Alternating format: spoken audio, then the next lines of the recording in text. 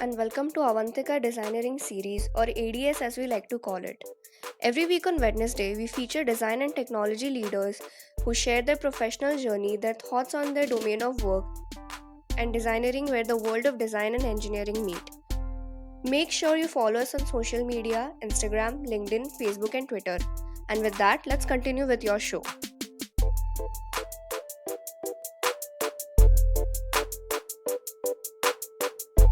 Great success stories are often driven by passion and resilience.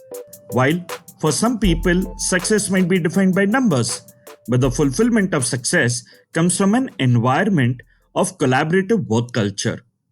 On this occasion of Friendships Day, we bring to you two individuals who started off with a great friendship before an exceptional company.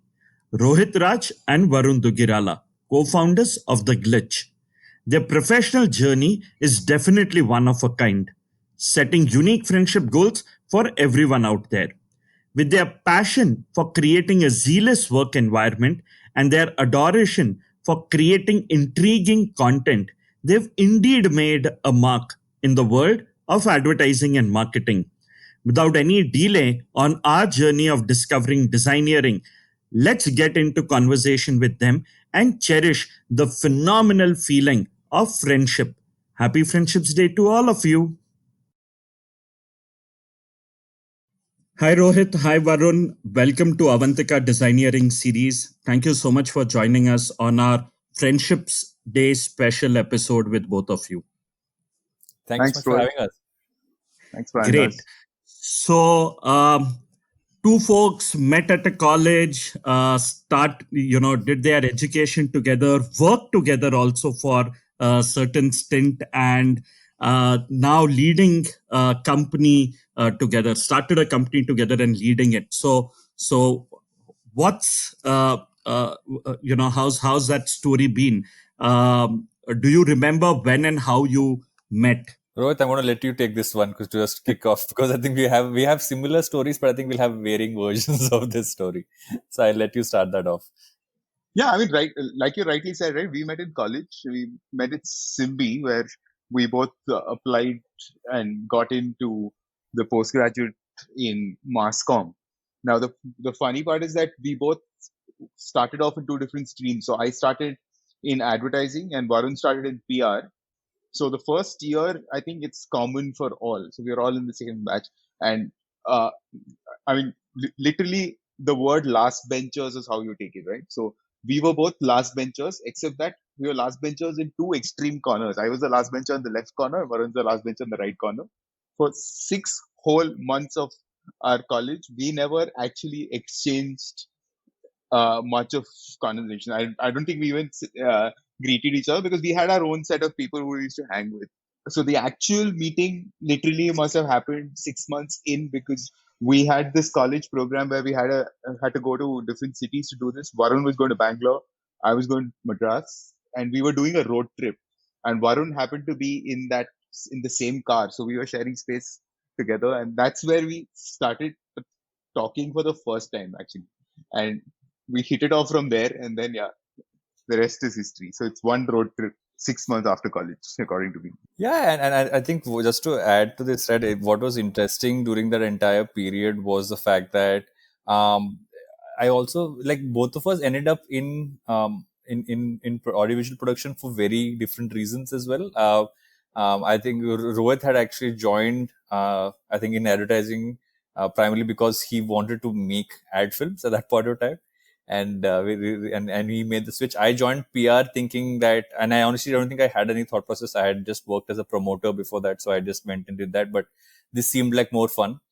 So that's how we both ended up in the same stream. But I think what has also been fun through this whole process is that I think towards the end of our, I would say, first year when we went for our internships as well, we ended up crashing in a friend's apartment in Bombay. And I think that point of time, because we were living in the same place, going for internships, I think that's when we really, I think work kind of brings people together on that side as well, because you find space in which you can actually jam on together kind of and things like that. So I think that was also one core thing in the initial days. Great. So Varun, my question to you is, Had you ever imagined in the college days that both of you would start a company together? Was it something that you had envisioned, or was it accidental in nature? I think if you had asked us, if you had asked me at least 6 months before we actually started the company, I would have said that's not something which I would even like think of doing. So I think college was way before that. I think in college, especially for me, I wasn't really sure about what I wanted to do. I just knew that I wanted to work in certain places. That I wanted to work in an MTV. I wanted to work in possibly a channel, and those are pretty much my only focus areas. Saying I want to work for these places because I genuinely enjoyed what they created.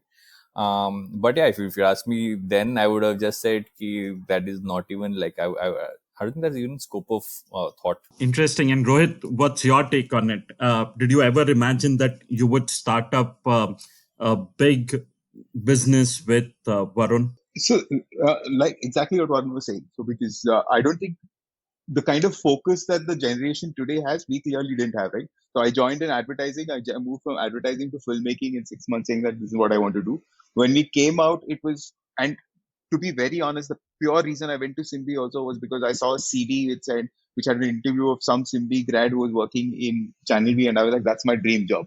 I want to work at Channel V. That's where we entered. So I don't know if all of this was in the back of our mind.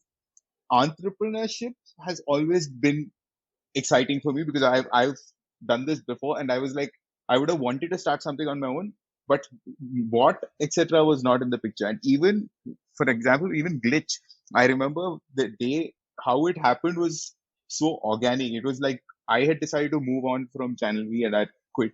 And I was telling Varun that I put in my papers, and he turned to me and said, "So what's the plan?" I said, "I don't know. Maybe I want to start something on my own." 5 minutes later, Varun's also quit, and he's like, "I will just quit." I said, "What? Let's do something together." And that's as organic as how this happened to be, right?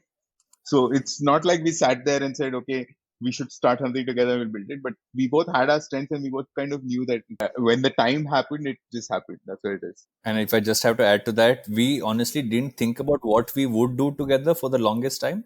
Yeah. We spent, I think, more time thinking about the name of than we actually thought about what we would actually do. But in hindsight, I guess that time was well spent. So that was my next question. In fact, from starting a video production agency that created interactive content for Channel V and Bindas to what Glitch is now. So how did you keep pivoting the idea? How did the company actually evolve into what it is today? So when we started, I think, to be very honest, what we did is we played to our strengths, right? So we took what we found a market gap, and we played, and we saw if there was a strength that we could apply there, and we brought that onto the table. So when we were in Channel V, one thing that Channel V taught us is to be frugal, right? To create great content through frugality and being as agile as we can. So we were doing all of that in Channel V, and then suddenly when they decided to park that kind of content away because all the audience that was consuming this has moved to digital, is when we decided to start on our own and say, hey, if everybody's on digital, why aren't we there? Why aren't we making content there? And that's when we made that pivot to becoming a production agency, because that's what came naturally to us. As we became a production agency and we started working, we were not the production house which somebody would come to us with an idea and would execute. We became the ones who would come up with the idea in itself, right? So the more brands we spoke to were looking at us and saying that, hey, this is great. Why don't you do? Aren't you guys also an agency? Like the question was, we one thing we learned is never to say no. So when if somebody asked us any question, can you do this? We just said yes. We would come back and say we'll figure it out, and that's what it was in the long run. So every large pivots happened that way. We became an agency because Unilever decided that they wanted an agency, and they said that, hey, are you an agency? And we said, yeah, we are an agency. What do you want us to do? Because end of the day, we know that between us, we had strengths of understanding a brand or building a brand per se, because that's what we could do.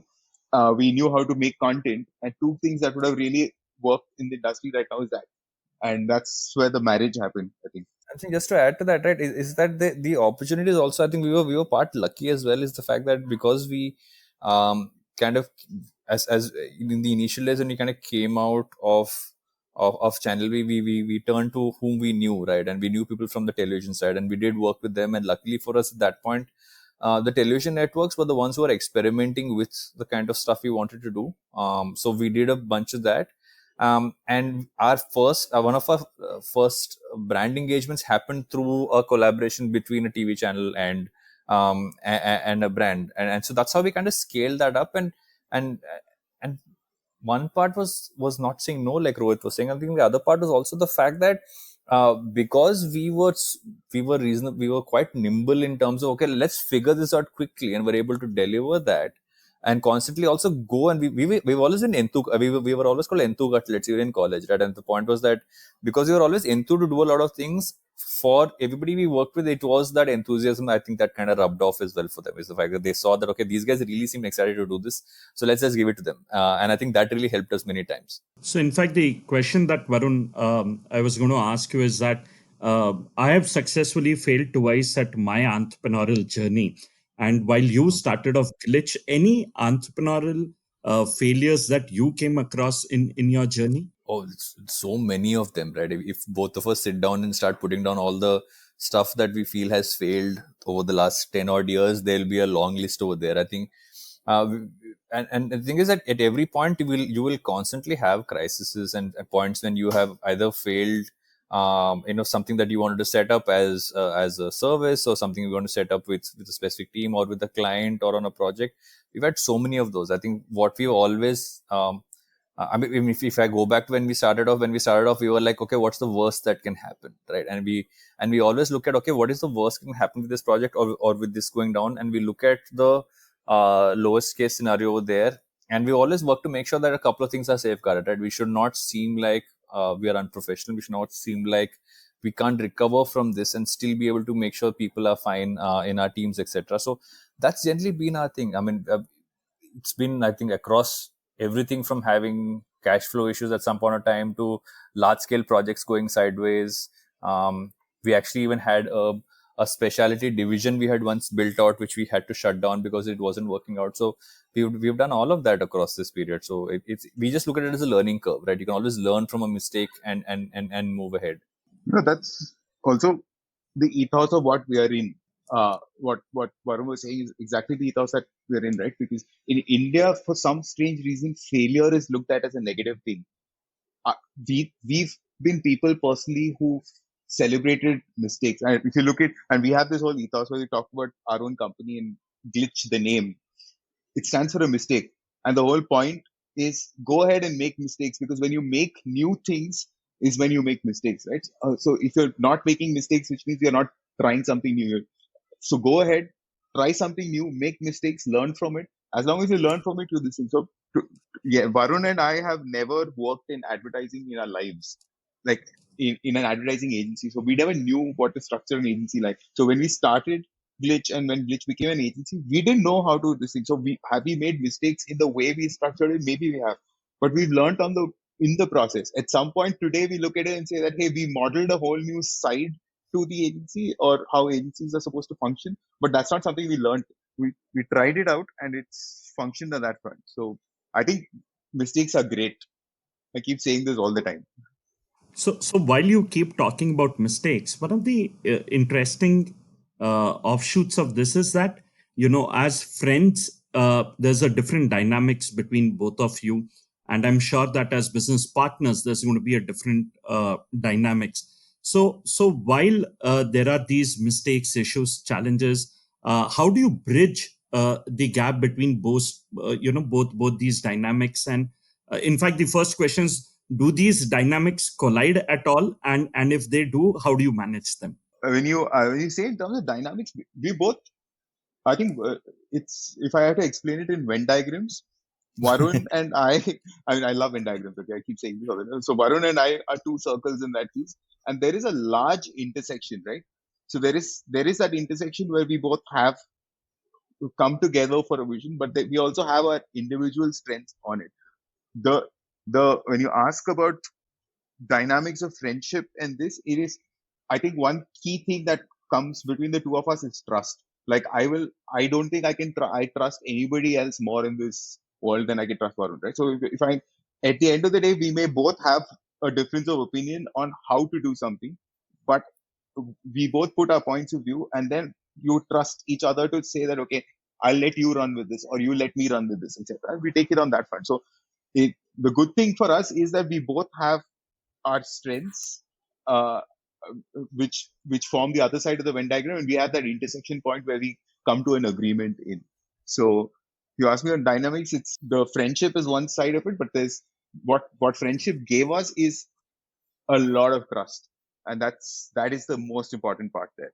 Yeah, and that's what's actually been able to keep. I would say it's actually been both together, right? If there's the friendship and there's the company, and that it's been the conjunction of both that's really strengthened us as friends. And the good part is that, and many will say, okay, when if two people are co-founders, then how do you kind of manage dynamics? Because I don't think either of us, and that's also been a good thing, right? Both of us have very different focus areas of what we enjoy doing as well, in the business itself, and the overlap parts are parts where we are very happy to fight it out with each other. I think conflict on that part is very good, because we like to argue on things and we'll come to a resolution, but we'll never sleep on an argument in that sense, right? We've always had this thing that our friendship kind of comes first and everything else with the company kind of comes second, and that's actually been one of the core pieces there, is that no matter how and what it might become, you need to be able to resolve it before you kind of head out. And if you don't resolve it, it just becomes some of those underlying things which we've never liked to have as part of this. But I think what also added on for us was the fact that trust is the most important thing, right? What Rohit just mentioned. I think trust is foremost up there. But I think it's also the fact that we genuinely have fun doing this together. And as long as it is fun doing this together, that makes everything else kind of gel in as well. I think that has been a very strong aspect of it as well. So, while you manage a big business, there are certain complexities that come along with that. You have to manage different teams, and both these teams would also at times have different point of view in terms of how do you take things forward. The question that I wish to ask both of you is, what does collaboration at Glitch look like? So how do these different teams come together and work together? I would love to hear thoughts from both of you. How we look at collaboration is the fact that there's no like actual formal structure to collaboration, right? But we work in a business where you need to have various people working together to do it. So we've always been very clear that any person will only be successful at Glitch if they learn how to make the people they work with successful as well, right? That's the only way it's going to work. It's not a solo job. It is a group activity in that sense. And that's what we've always believed in, always said. And that's something we've let it also be slightly more organic than saying, okay, this is how you will collaborate, or this is like a straightforward structure for that to happen. And that's why the word culture is tricky, right? When you say culture, it's not like something you write on a wall or leave it there. Every new person who joins the company adds to that culture and helps it evolve. You will have certain things that you want to almost put as sacrosanct, as saying, we will not do this, or we will not do that, or we should not behave like this, and stuff like that. But I think at general, we've just let it evolve that way.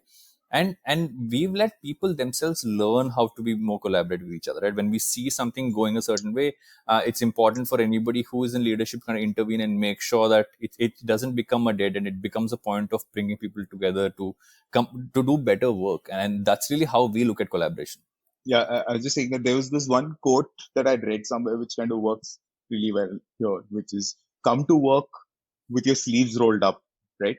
So and that's what we kind of prophesize here, saying that come to work with your sleeves rolled up, because get ready to get your hands dirty. It doesn't matter what position you are in, what department you are in, whatever it takes to get the ship going, right? We need to be there on it. So you which is why sometimes it becomes difficult for people who come in from outside maybe to even adjust sometimes, like saying, hey, I am at a certain level, why am I supposed to do this person's job?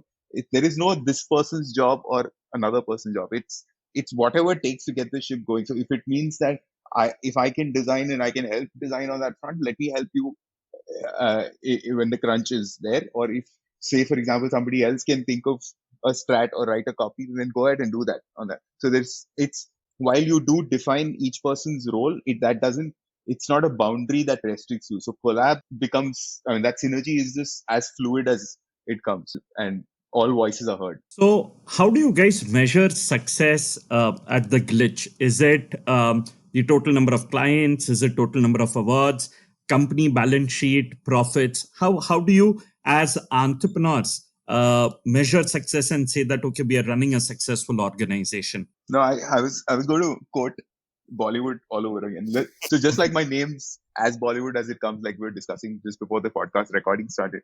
It's one movie that really impacted us when we started Glitch off was this film called Rocket Singh, and that had a great dialogue in it where it said success is not numbers, success is not this, success is people, right?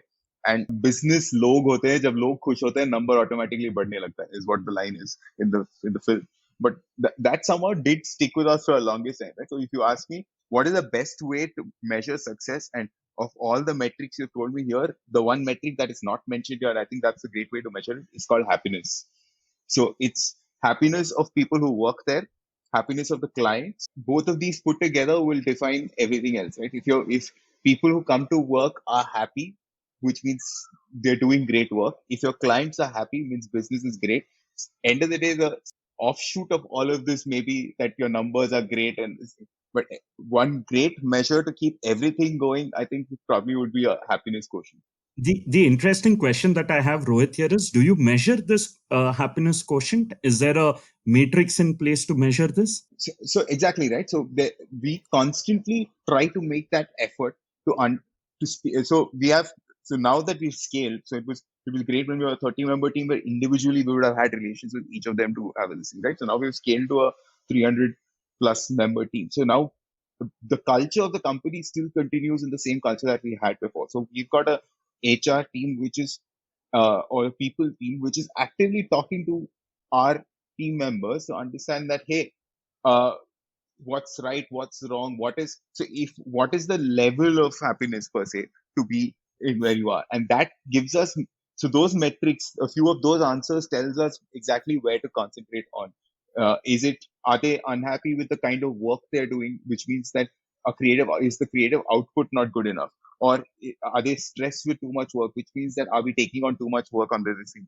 So that level of this thing happens from people who work here. At the parallel side, we also do multiple client audits where we understand, and this is a strong question, which, I mean, the answer to the whole audit at the end of the day will come down to a metric of this sort, right? Which gives you that how happy is the client on a scale of 1 to 10 with you. And we try to maintain that aspect. So as long as you were able to balance so there's no point having really happy clients and very unhappy people working with, or having really happy people and really unhappy clients. So we need to measure that both equally, and then we kind of find the balance there. Varun, in fact, I wanted to take a step forward and ask you that, when you started off the Glitch, both of you came from the creative background, but who did some of those probably annoying activities, from the perspective of the creative world, which was finance, operations, compliances. So how did you divide these tasks? So I take full credit for doing those at this point of time. I think because I came from a creative piece, my background was a lot more television shows, right? So because I'd worked on the shows front, so my exposure to logistics and core production on that front was a lot more. And so it just made sense at that point in time for me to kind of take that on. It was also part of something which I was anyway, operations, something which I've genuinely always liked, right? It's been part of something which I enjoyed doing, oddly enough. And so it was something which I was very happy to kind of take on. But whenever it came to a project where either one of us had to put on that creative hat or put on this hat, we would always switch that. But at a base level, I mean, our designations when we started off and were actually left brain and right brain. And while Rohit was a right brain, I was a left brain. In that sense, primarily because of what roles we occupied. What we would do is, if the project demanded, let's say, if it is a long format piece which required, the knowledge I had from my time doing TV shows, then I would kind of take slightly more creative front over there. But a large part of what we were pitching out were totally from, I would say, Rohit's creative mind in that sense, and then the team that kind of came on and built out over that. So that's how we kind of balanced it out. So balancing these operational tasks and other activities, one of the one of the concepts that you touched upon earlier, was culture as one of the most important things. So, what is the glitch culture? Obviously, we touched upon the happiness quotient, but how did you cultivate this culture? How did you sit one day and said that okay, this is the way we want to run the company, and this is the kind of culture that we want to build? How did you arrive at what is the kind of culture that you want to build? Did we sit down and write down what the glitch culture should be? I don't think we did. I don't know if we've still put down we keep talking internally and say that, hey, we should put down a culture document and define it, but we've not actually, I don't think Varun and I have sat down and put this. It is, like we spoke earlier, it's been very organic, right? It is to build a place where we would love to go and work. Come to work waltzing on a Sunday, on a Monday is what the right culture definition should be, is what we were coming to, right? So when we worked in Channel V or MTV, etc., there was a certain culture we were privy to. The reason why we went to work in Channel V or MTV was that, right? Because it it was a place we looked up to and said that, hey, we want to work here. At some point in time, we happened to do a trip to Google, for because Google invited us for something. I went to the Google campus and we saw people, tourists coming there and clicking a picture against their logo and so on. We were like, dude, this is, the companies have formed a certain, I mean, it's a place where I really want to go work in. So when we ever start a company, it's a company, the company needs to be of that sort where people want to come to work, keep them happy, etc. And that is the culture we want to propagate. So no form of toxicity.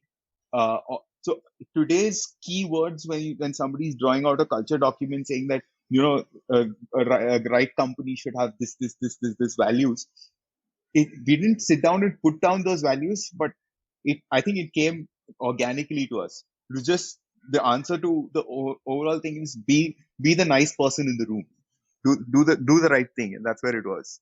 So I don't know if we put it down straight in words, but it's still there. I think it's been passed on from batch after batch, as we call it. Varun, your 2 cents to this. I mean, Rohit's kind of spelled it out really well, right, in terms of that. And it's, like I said a little earlier as well, it's not something you put on a wall. It's not something you can define, because end of the day, it's the people, right? I mean, it depends on, and also depends on where your business evolves to. Like, you might start off being one kind of a company, and over time, as you make your pivots and as you move ahead, um, you might decide to move towards another space. And that in many ways also does affect the culture, right? Because you can't function, and it could be the smaller things, could be the larger things, but that obviously changes it. And that's something which you need to at every level be cognizant of how to balance that out, and that's really important to do. So you can't define it forever. You can have, let's say, almost rules of engagement that don't change. Like, you have to be a decent person. You should not be you shouldn't be a nasty person to work with. You should be collaborative. Some of those things are pretty much sacrosanct, right? And that goes for anyone or any company. But how this evolves, the rest of it is totally dependent on and that point of time, that year, what you're doing, and how you move ahead. So, I want to change the gears here, in the conversation and move towards something which is happening around in the industry. So, Rohit, when we today talk about, the kind of content which is out there on the internet, virality is something that, especially in the world of advertising, it's caught it by, it's something that everyone wants to be a part of.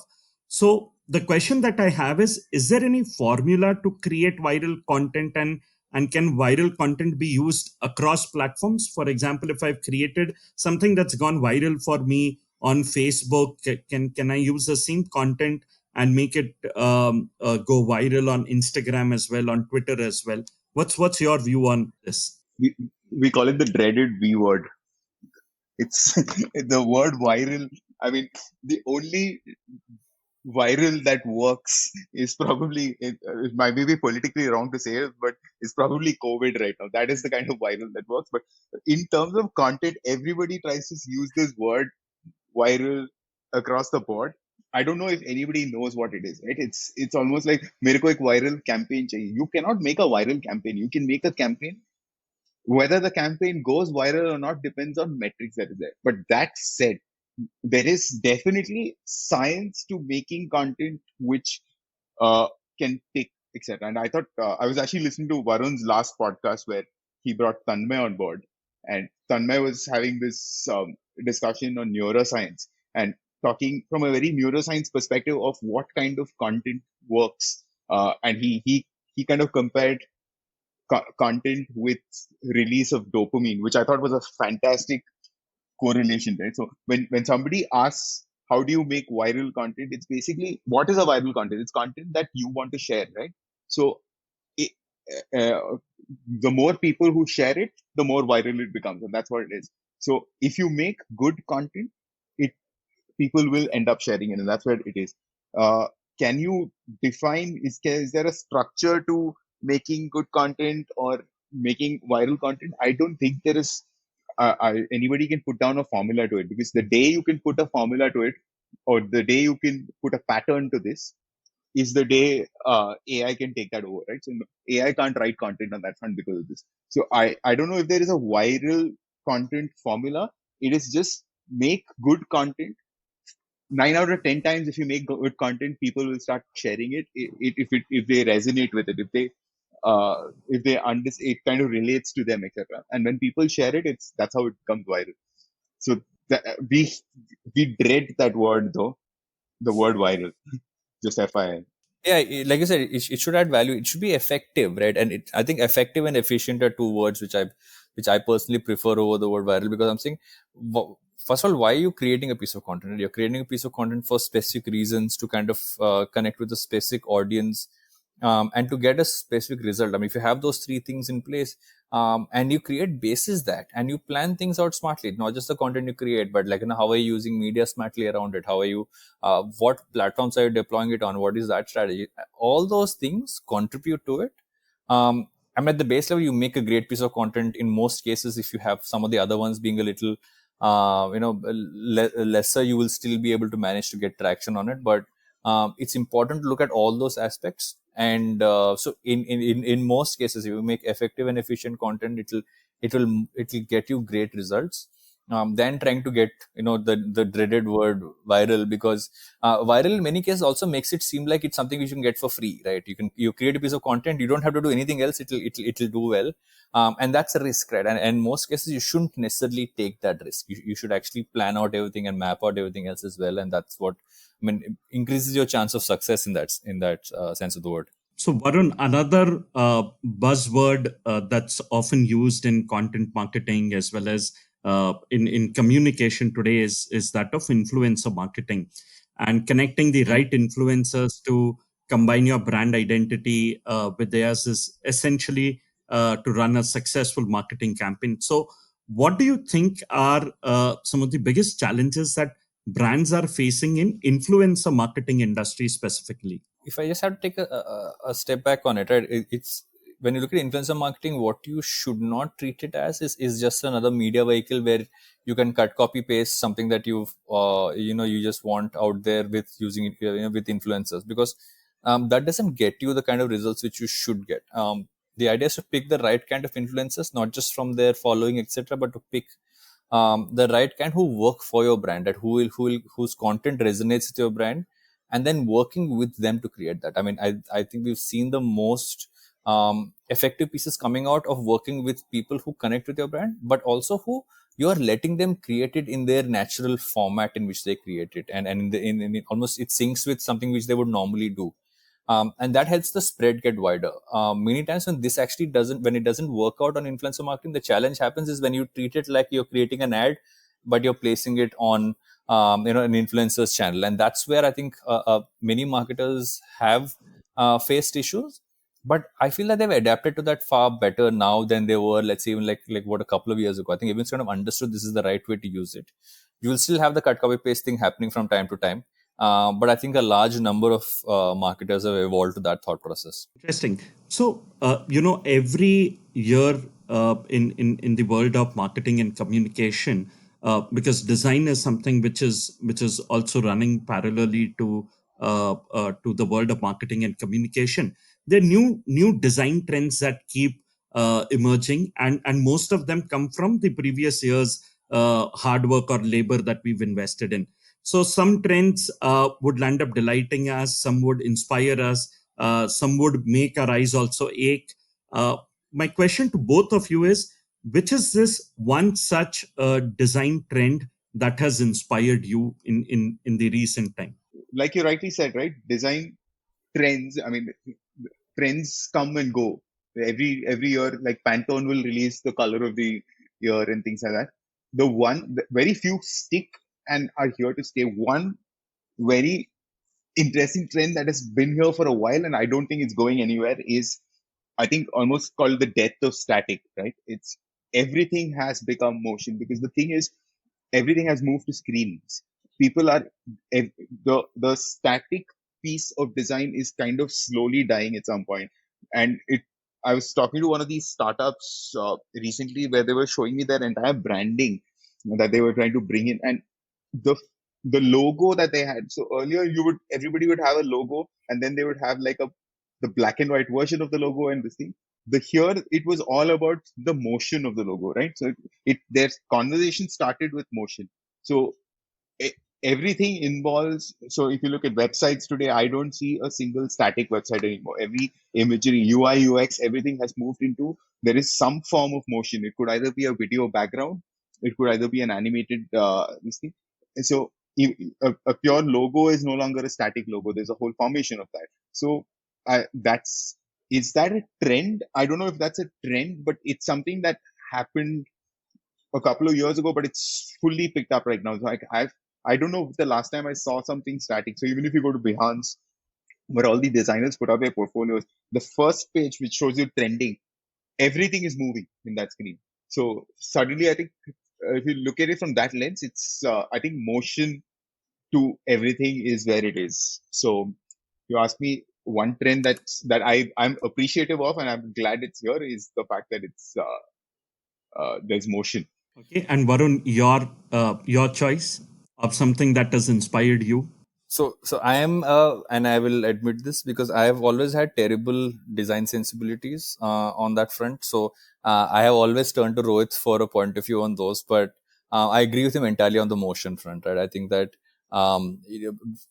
that I see a merging of design and post production as two worlds in that sense. Right? Is that the design sensibilities are flowing through towards everything from motion graphics and editing and animation, etc., and backwards. And while they always were part of one thing, the way traditionally the industry functioned was put them into different silos. And I think that's breeding a whole new kind of creatives, right? People who are dealing with so many dynamic aspects of things, and they're taking that into different sides of things. I mean, if you look at this fact that there could be a designer or an animator who's just sitting and working on some creative, but decides to kind of use those to kind of create something which is in AR tomorrow, or through a filter or a lens that they're creating.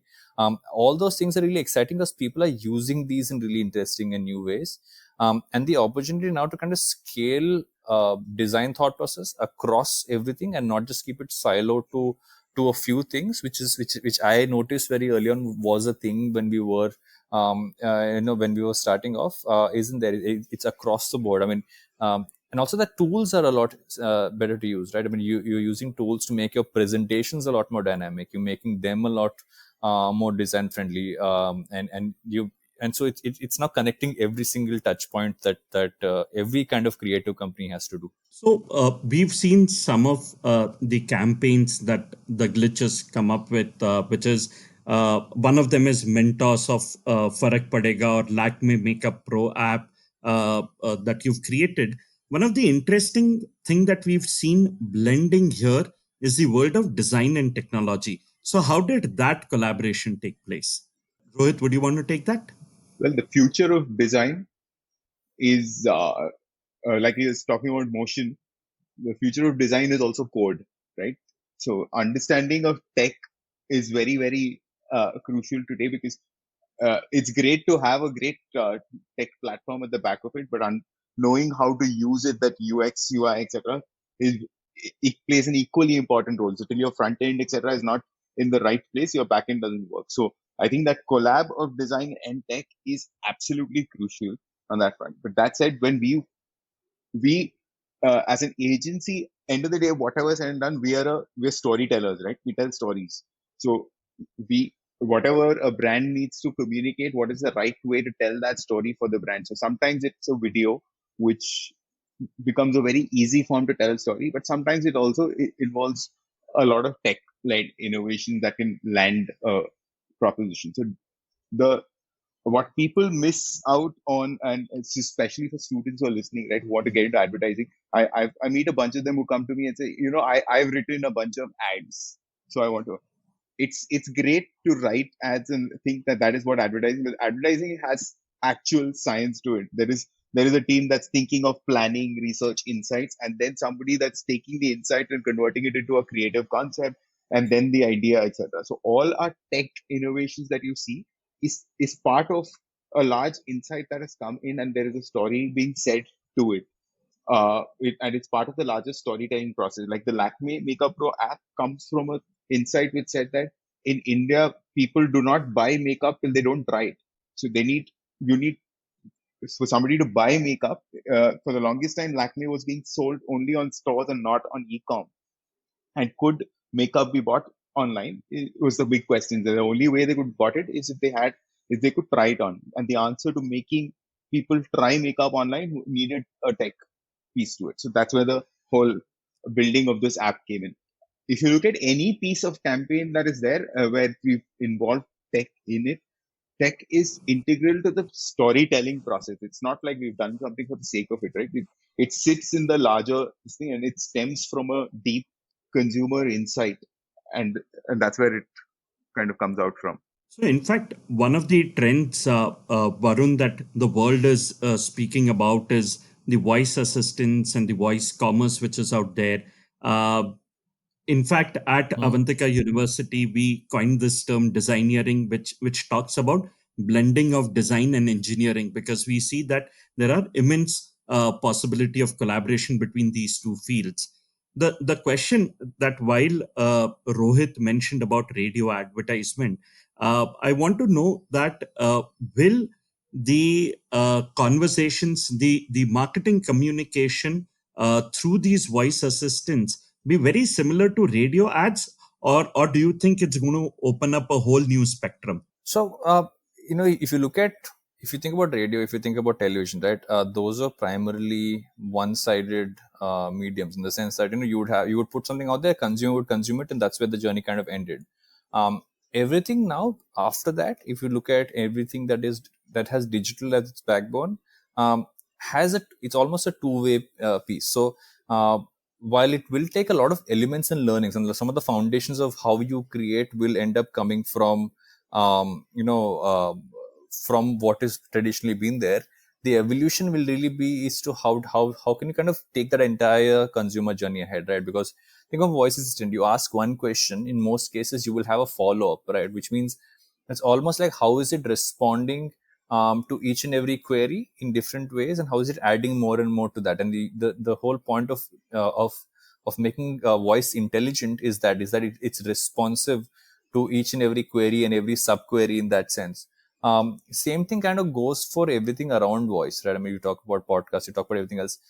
There is a genuine sense of understanding from the data. So even a podcast, even though it's not a two-way thing, you are learning from it episode by episode because of what your data is telling you, what your retention rates are, what your listening rates are, when is attention kind of dropping for people, etc. What age group of people listen to it. All those learnings kind of add into how you kind of do your content. And I think it's a lot cleaner.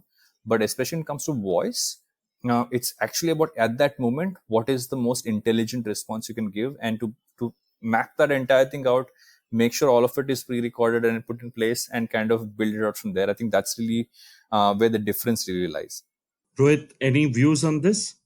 Voice is so from voice perspective, if I look at it, it's done two things, right? One is all the voice assistant pieces that we were talking about.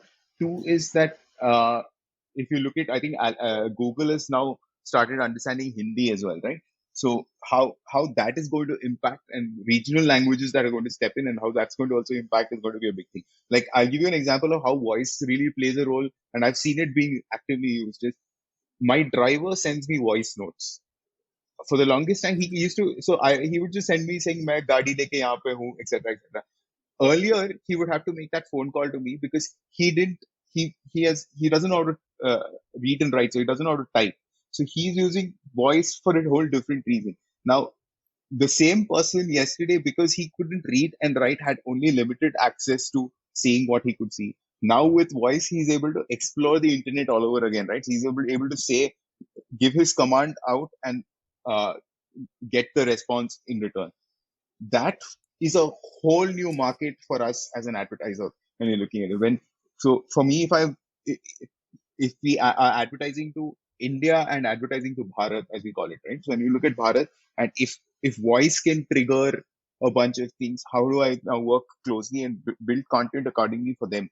So when I search with voice, what is the content that throws up at them, etc. So it is a whole new avenue, and that the canvas there is huge to play with, and especially in the regional segment, and with our country and the number of voices, the number of languages that exist, etc.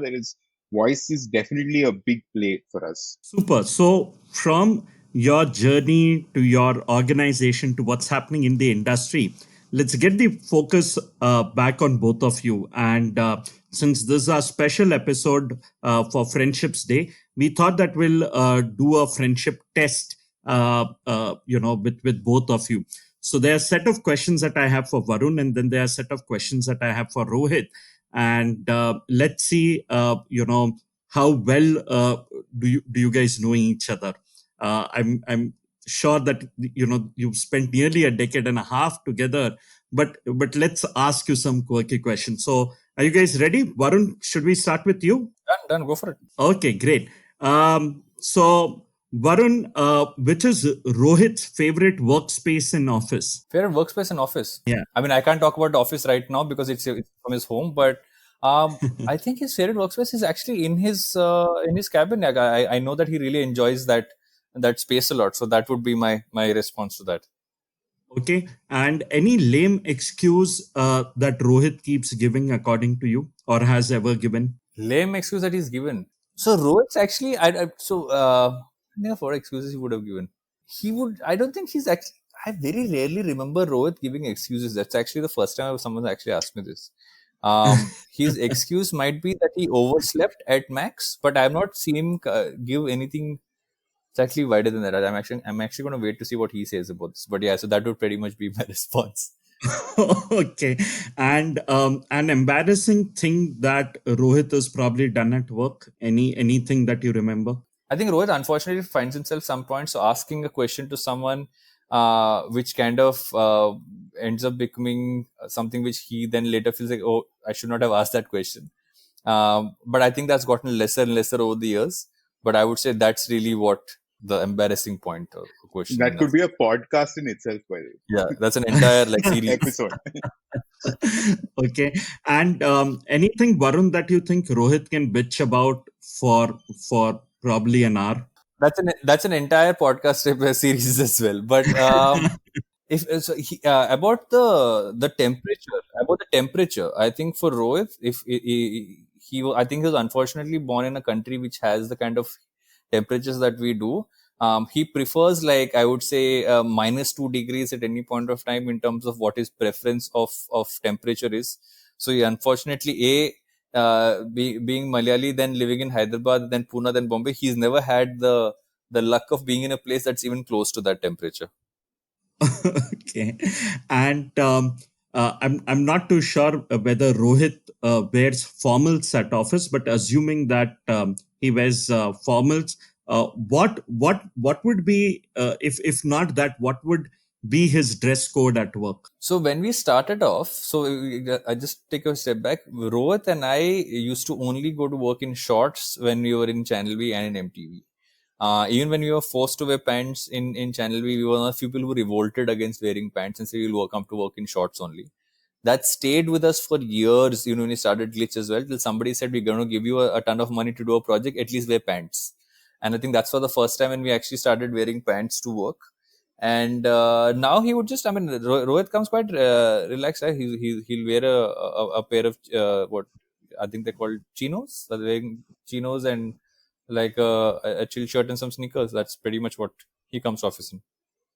Okay, and the last one, a prank that Rohit has pulled on anyone at the office. Would you want to share any prank that he pulled off? So there was a period of time, and I think that was in the early days of Glitch, where anybody who would leave there, and this is not just he would do, we would all do it. Anybody in the office who ever left their computer unlocked would either have something posted as their social media status or profile picture changed to something really bizarre, or an email sent from them to somebody else with something really weird. So I think that stayed for many years, till I think we crossed till I think we even crossed till about 75, 80 people. I think that was always there, but I think post that it kind of faded away. Okay, interesting. Great. Rohit, sir, let's ask you some questions about Varun. So, Rohit, Sure. one thing that Varun cannot live without in office. A screen. Varun's a screenaholic. He is he just goes from a phone to an iPad to an iWatch to the big screen. Like he just literally lives on screen. But actually, now that you ask me that question, maybe the answer to this is headphones. It's Yeah. uh, between all of this. I think Varun has the largest collection of headphones that any normal human being should not even have. So, and he's always plugged into that. So I don't think he's ever heard people's voices really. He's only heard them through headphones. Okay, and a sitcom that Varun can binge watch with the whole staff. Once, I don't know if it's a sitcom, but when we started Glitch, somebody introduced us. So this is the first month or so of us starting Glitch. Somebody introduced us to the show called Entourage, and Varun, me, and this Prashant, who introduced us to this, who was our first ever employee at Glitch and who's still with us. He's the creative director in Bombay, etc. He was all three of us sat and watched all 8 seasons over 2 days or 3 days. No work happened. We just binged through Entourage end to end. So yeah, I mean that's if you ask me, I don't know if it's a sitcom, but that's a memory I have of Varun binging through one. That's exciting. And what is an ideal surprise party for Varun? What would it look like? Man, I've seen Varun through multiple stages of his life, right? I've seen Varun through being that rager of an animal who would just be like, आज Monday है, आज कौन सा club जाना है, आज Tuesday है, आज कौन सा club जाना है, वाला scenario to being today where Varun refuses to leave the 5-3 pin code that we live in. Like, right now, though, after quarantine, he refuses to go even like leave the building, I think. Yeah, I don't. So if you ask me what's a surprise party for him, well, Yeah. it's a difficult question to answer. I think any party that has all the right people in it, right? He loves conversations. The right set of people who are there in that party is a good surprise party for him, which will have Leia, his daughter, there, Pooja alongside, and a bunch of 6 of us close friends what we took away from Simbi. That it put all of us together in one room, and that becomes like a rager at any given point. And if Varun could swap positions with anyone in the office, with whom would he do that? I don't know. I think he's extremely happy doing what he's doing. Like Varun can sometimes get annoyingly happy. You know how we were talking about how come to Monday, come to work on a Monday waltzing as a theory that we were writing. There are times when Pooja and I are like, "Arey yaar, it's Monday to go to work." Varun's the only one who's excited. Like it's Monday tomorrow on a Sunday. So he's that guy. So I don't know if he want to. I mean, I don't think he wants to swap his position with anybody else. He's extremely happy doing what he's.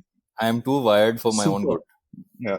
Unless we start a podcast division, and Varun would definitely want to be chief podcast officer. Yes. Okay, and a strange thing, Rohit, you've seen Varun doing. That's an entire That's another podcast in itself.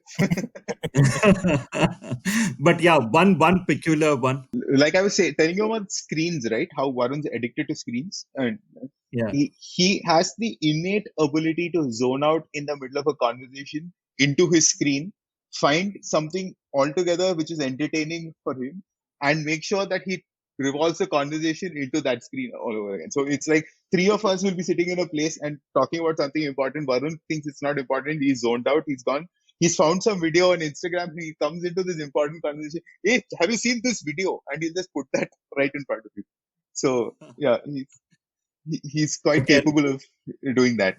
Yeah, I can zone out in the middle of anything. Like yeah, you put me in any space in the world, and I can be present, but mentally not present. Okay, and the last one, Rohit, a character from a movie or series that Varun relates to the most. Character from a movie or I mean, a person that Varun would relate to the most is probably Scott Galloway. That I want to be.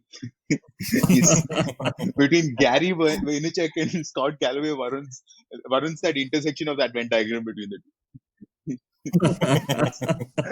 Okay, super. Thank you so much, Rohit and Varun, for inspiring us. Thank you so much for doing this. I'm sure that there are bunch of our listeners who who'd get inspired by your story, your journey, and yeah, we hope that in due course of time we can see more successful organizations like Glitch, started by friends, and something where the measurement of success is the happiness quotient at work. So thank you so much for inspiring us and doing this. Thanks for having us. Thanks for having us. Hey there, we hope you enjoyed our show. Do write to us on ads@avantika.edu.in. We look forward to your opinions, feedbacks, and suggestions of speakers you would like us to host on this show. Do tune in our channel next week on Wednesday for a new story on Hubhopper or wherever you get your podcast from. Make sure you follow us on social media, Instagram, LinkedIn, Facebook, and Twitter. Don't forget to subscribe to our channel and tune in with us on our journey, and don't forget to share it with your friends.